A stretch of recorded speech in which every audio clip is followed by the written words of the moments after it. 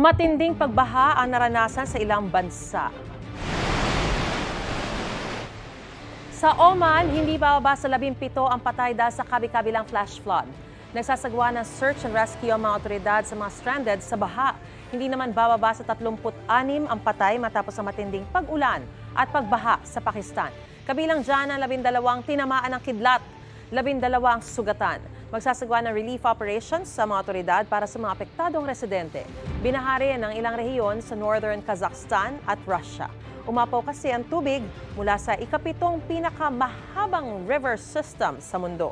Kasunod ito ng pagtunaw ng maraming snow sa gitna ng pag-ulan. Mahigit 100,000 residente ang kinailangang lumikas. Halos 1,000 bahay na walan din ng supply ng kuryente at tubig sa lugar.